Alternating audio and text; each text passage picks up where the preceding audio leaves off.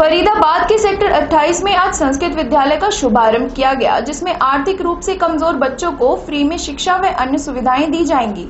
आपको बता दें कि विलुप्त होती संस्कृत विद्या को एक बार फिर से फरीदाबाद में उसका स्वरूप लौटाने के लिए यहां पर संस्कृत विद्या का शुभारंभ किया गया है, जिसका संचालन वैदिक सेवा ट्रस्ट द्वारा किया जाएगा। आचार्य पंडित कमलेश शास्त्री और कई अन्य लोगों का प्रयास है कि यहां पर जो बच्चे गुरुकुल में रहेंगे उनको शिक्षा और अन्य सुविधाएं फ्री दी जाएंगी। इस मौके पर आचार्य अशोक द्विवेदी, जो कि काशी विश्वनाथ मंदिर के अध्यक्ष रह चुके हैं, उन्होंने बताया कि आज लोग अपनी संस्कृति को भूलते जा रहे हैं और साथ ही संस्कृत तो विलुप्त ही हो गई है। जब तक हमें अपना सही उद्देश्य और सही ज्ञान नहीं होगा तब तक हम सही रास्ते पर नहीं जा सकते हैं, इसलिए संस्कृत का ज्ञान होना बहुत जरूरी है। इस मौके पर आचार्य कमलेश मिश्र ने बताया कि यहाँ पर सभी बच्चों की शिक्षा बिल्कुल फ्री रहेगी और समय समय पर उनको अन्य जरूरत का सामान भी दिया जाएगा। बच्चों को जो हमारी कोशिश है उस कोशिश के अकॉर्डिंग तो मैं अपने से जो मेरे अंदर काबिलियत है उससे दोगुनी देने की चेष्टा करूँगा।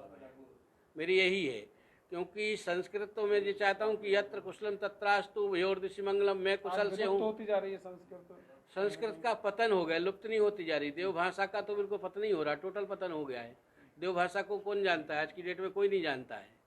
और सब लोग धर्म के ऊपर प्रगाढ़ करते हैं, धर्म में चलने का मार्ग पता नहीं कि कैसे जाना कैसे नहीं जाना है, और भेड़ चाल में चल देते हैं। तो धर्म का जब तक मार्ग पता नहीं होगा हमको, तब तक हम किसी प्रकार के धर्म को कैसे कर सकते? नहीं कर सकते हैं। तो हमें जानकारी होना चाहिए कि हम क्या हैं और दूसरा क्या है।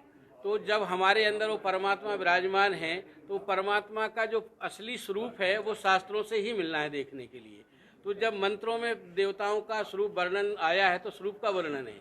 स्वरूप जब देख लेंगे तो हमारी आस्था बढ़ेगी। तो जब देवभाषा का ज्ञान ही नहीं तो कैसे क्या होगा आगे? कुछ नहीं होगा। तो मैंने एक संकल्प लिया। मेरे एक मित्र आए हुए हैं फरीदाबाद से, अद्भुत शक्तिपीठ से आए हुए हैं। इन्होंने भी एक संस्कृत विद्यालय डाला हुआ है, लक्ष्मी नारायण महंत लक्ष्मी नारायण जी ने। तो इन्होंने मेरे से 4-5 साल पूर्व डाला, पड़ गए मेरे घर में। तो ये भी खुशी की और विद्वान जी आशीर्वाद दे। मैंने जो आर्थिक रूप से जो कमज़ोर है वही जाते हैं संस्कृत में। यदि आर्थिक कमज़ोर न होते तो पाठकों में पढ़ते ना, चाहे वो वाराणसी हो, चाहे पूना हो, चाहे कहीं भी हो। जो ब्राह्मण के बच्चे आर्थिक रूप से पक्ष कमज़ोर हैं वही आते हैं। लेकिन हम ये कहना चाहते हैं कि ये सिर्फ खाली ब्राह्मण का ही एक बचाने का उनको फ्री शिक्षा यहाँ पर दी जाएगी। नहीं, वो सोच तो रहे 10 साल से। चिंतन होते होते होते होते एक सिद्धि हो गई कि नहीं अब करना है। कितना फायदा मिलेगा आप मानते हैं?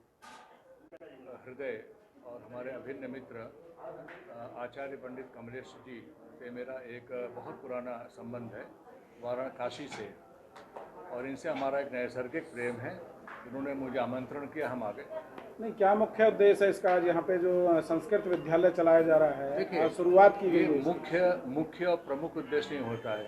ये बहुत ही सुंदर कार्य कर रहे हैं कि एक माँ नीलम संस्कृत विद्यालय की स्थापना हो रही है, जिनमें आपका सोच है, आपका विचार है। कमेटी भी इसके आगे बहुत अच्छी है।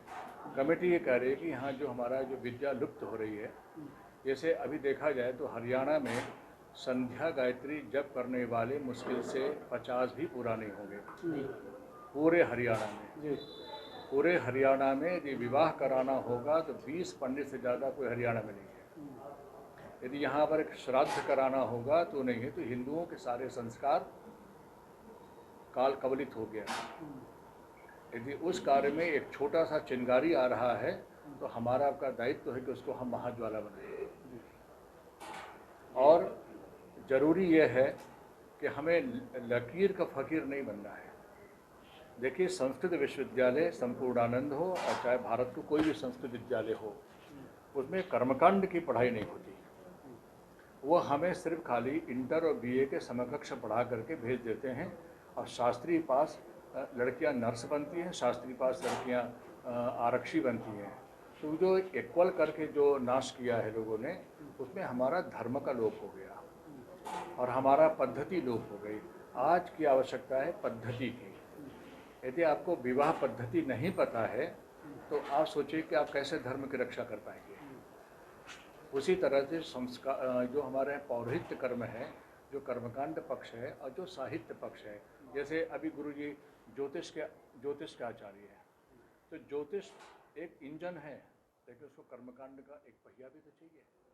तो हमारे कमलेश जी की बहुत अच्छी विचार ये हैं, यहाँ जो विद्यालय आए। लेकिन उन्होंने अच्छी शुरुआत की है और बच्चे